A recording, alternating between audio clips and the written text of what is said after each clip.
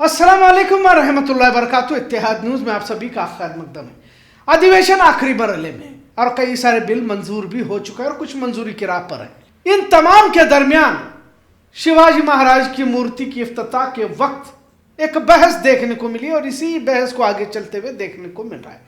और इसी दरमियान हिंदू मुस्लिम तफरके का खेल उस वक्त देखने को मिला जब अथनी में मूर्ति बिठाने को लेकर बड़े इजलास को अंजाम दिया गया। आखिर किस तरह की जहनियत कुछ लोगों की होती है और जहां भी मौका मिलता है नफरती एजेंडा चलाने की फिराक में किस तरह मुंतजिर रहते हैं, इसकी मिसाल कही जाए तो गलत ना होगा। तारीख यानी इतिहास में बड़े बड़े राष्ट्र पुरुष हुए हैं जिनमें खास तौर से शिवाजी महाराज को लेकर कर्नाटक महाराष्ट्र में सरहदी इलाकों में बड़ी अकीदत से इन्हें याद किया जाता है।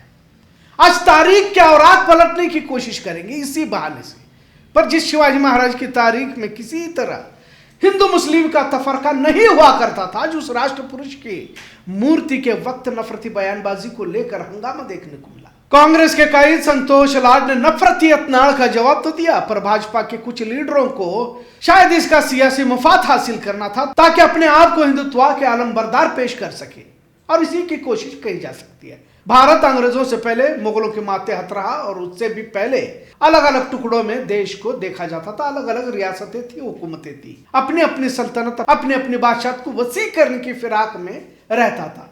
अब इसी को लेकर जंगें हुआ करती थी और सभी जानते हैं कि औरंगजेब की सल्तनत में ज्यादातर राजपूत सिपह सालार थे।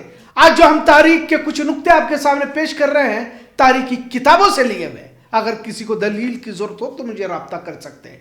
औरंगजेब के दौर हुकूमत यानी 1658 से लेकर 1707 तक कई हिंदू सिपह सालार ऊंचे ओहदे पर औरंगजेब की हुकूमत में फाइज थे। मुगल सल्तनत और फिर आगे की कार्रवाइयों के लिए राजपूतों की फौज में जरूरत हुआ करती थी। जाहिर है मुगल बहुत कम फीसद में थे और अक्सरियत यहाँ उस वक्त भले टुकड़ों में बिखरा हुआ था, लेकिन हिंदू समाज ही था। पर हिंदू समाज उस वक्त भी अलग अलग गिरोह जातियों में बटा हुआ था। जाहिर है फौज में भी भर्ती उन्हीं की हुआ करती थी, पर सत्ता को हासिल करने के लिए ऊंचे ओहदों पर राजपूत और मराठाओं को भी रखा जाता था। इस तरह की बात तारीख में दर्ज है।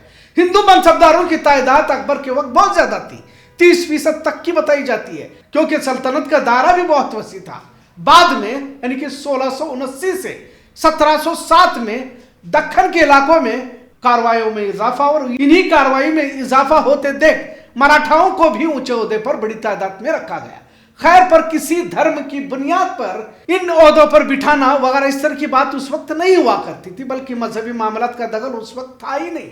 अब शिवाजी महाराज और आदिल शाही बीजापुर के दरमियान भी कई सारी जंगें हुई, और अब संतोष लाड के बयान पर जिस तरह एतराज कुछ लोग कर रहे हैं कि शिवाजी महाराज की फौज में मुसलमान ज्यादा थे, यह हकीकत भी है।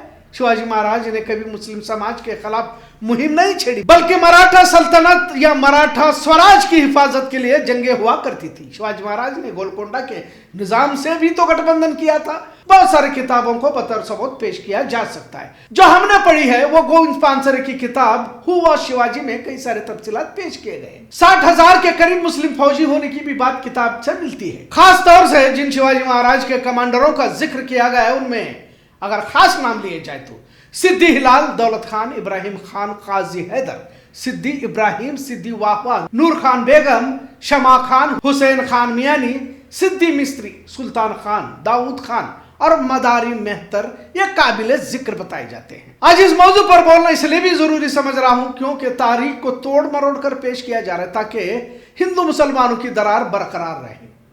और खासकर ये जो नई नस्ल है ये तारीख से बहुत दूर है, इन्हें गलत तारीख दिखाई जा रही है, लेकिन तारीख जो हकीकत है वो आपके सामने हम रखने की कोशिश करें। जबकि शिवाजी महाराज का इतिहास तो भाईचारे का पैगाम देने वाला है। शिवाजी महाराज ने मुस्लिम सूफी संतों और पीरों की इज्जत की है और ये तारीख की किताबों में दर्ज है। इनके खानदान में सूफी संत बाबा शाह शरीफ की इतनी इज्जत थी कि उनके दादा ने अपने बेटों के नाम शाहजी और शरीफ जी रखे थे। शिवाजी खुद याकूत बाबा जैसे सूफी संतों के दरबार में जाया करते थे। खैर, इतना जो हमेशा जहर उगलता रहता है और खासकर अफजल खान को लेकर ड्रामे भी पेश किए जाते हैं, आपने भी देखे होंगे।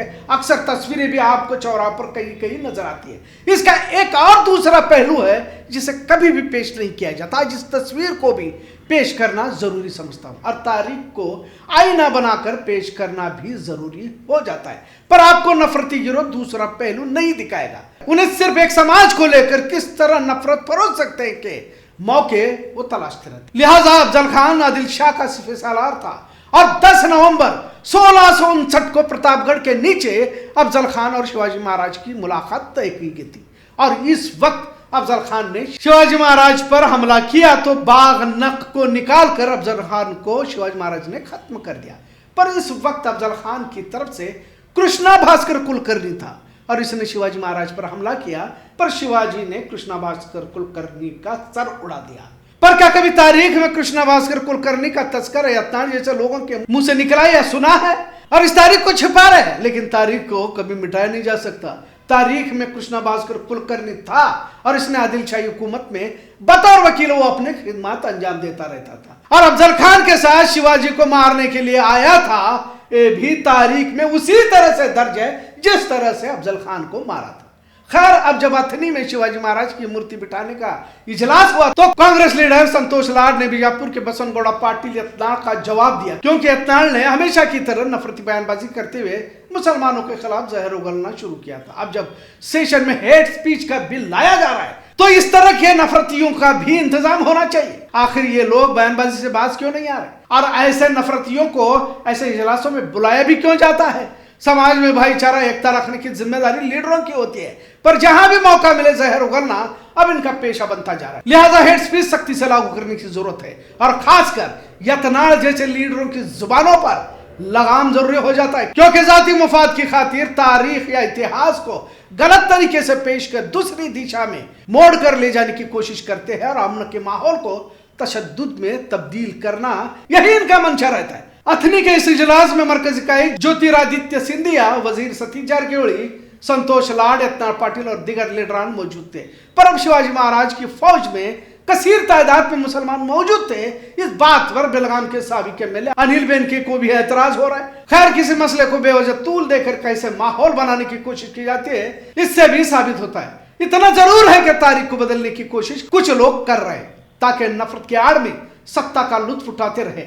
इस मुल्क का अफसोसनाक पहलू यह भी रहा कि अब अदालतों में संविधान की दुहाई देने की बजाय मनुस्मृति के श्लोक सुनाकर सजा सुनाई जा रही है। मतलब संविधान किस तरह खतरे की ओर बढ़ रहा है, इसे भी समझना जरूरी है। इतना सच। आज का मौजू कैसा लगा इस पर जरूर कमेंट करें।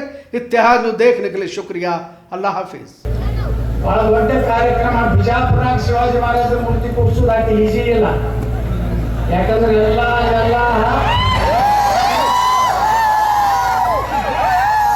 ಪಾಕಿಸ್ತಾನ ಮೇಡ್ ಬಾಳ ಭಾಷೆಯನ್ನ ವಿರೋಧ ಮಾಡುವಂತ ಜನ್ಮ ಸಾಧಿಸಿದ್ರ ಈ ರೈಲ್ವೆ ಸ್ಟೇಷನ್ ಮ್ಯಾಗ ಬರ್ತಾರಲ್ಲ ಅದು ಉರ್ದು ಒಳಗ ಅದನ್ನೆಲ್ಲ ತೆಗೆಯುವಂತದ್ರಿದ್ರೆ ನಿಮ್ಮ ಅಪ್ಪ ಹೋಗಿದ್ರೆ ತೆಗಿತೀವಿ ನೋಡಿ. ಮಾತಾಡ್ಕೊಡ್ಬೇಕಂದ್ರೆ ಕೂಗಾಡ್ಬೇಡಿ. This is not the way. ನೀವು ಸುಮ್ಮನೆ ನೋಡಿ ಕೂಗಾಡ್ಬೇಡಿ. ನೀವು ನಿಮ್ಮ ಮಾತು ಮಾತಾಡಿದ್ರೆ ನನ್ನ ಮಾತು ಮಾತಾಡ್ತೀವಿ. ವಿಶೇಷವಾಗಿ ಇವತ್ತು ನೀವು ಕಾರ್ಯಕ್ರಮ ಮಾಡಿದ್ದೀರಿ, ನಾನು ಮುಂದೆ ಬರ್ತೀನಿ. ನಮ್ಮ ಸಮಾಜದ ಮುಖಂಡರು ನಾನು ಕಾರ್ಯಕ್ರಮ ಮಾಡ್ತೀನಿ. ಛತ್ರಪತಿ ಶಿವಾಜಿ ಮಹಾರಾಜ ಬಗ್ಗೆ ಇತಿಹಾಸವನ್ನು ನಾನು ನಿಮ್ಮ ಮುಂದೆ ಹೇಳ್ತೀನಿ. ಈ ಸಂದರ್ಭದಲ್ಲಿ ಇವತ್ತು ಕರೆದಿರ್ತಕ್ಕಂಥ ಈ ಕಾರ್ಯಕ್ರಮಕ್ಕೆ ನಾನು ಅವರ ಅಭಿನಂದನೆ ಸಲ್ಲಿಸ್ತೀನಿ. ನಾನು ಕೂಡ ಮರಾಠ ವಂಶದವೇ, ನಾನು ಕೂಡ ಛತ್ರಪತಿ ಮರಾಠ ವಂಶದವೇ.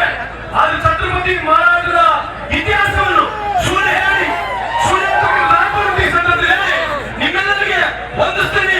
ಛತ್ರಪತಿ ಶಿವಾಜಿ ಮಹಾರಾಜರ ವಂಶಸ್ಥರು ನಾವು.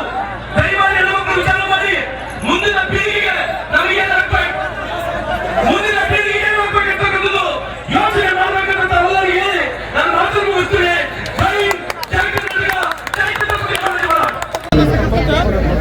दुसऱ्या समाज लोक मला बोलवते, तुम्हाला बोलवतात पण तरी